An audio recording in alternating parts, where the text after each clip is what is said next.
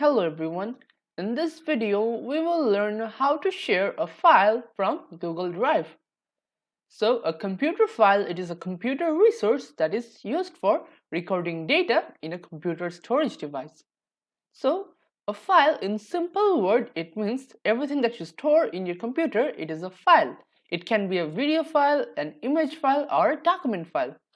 So to learn in more details, you can come back here later. So this is how we are going to implement this video. Now let's get started. So I have opened my Google Drive.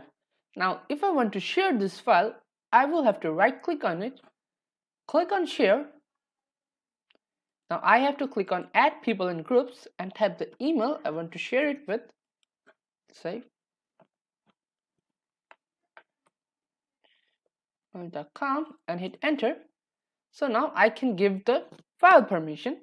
I can give them the viewer, that means the only view permission. I can give the commenter, that means they can only comment. I can give the editor, which means they can view the file and also edit the file. So I'm going to give the editor and click on send. So now person added, that means the file has been shared. So now let's have a look at the summary.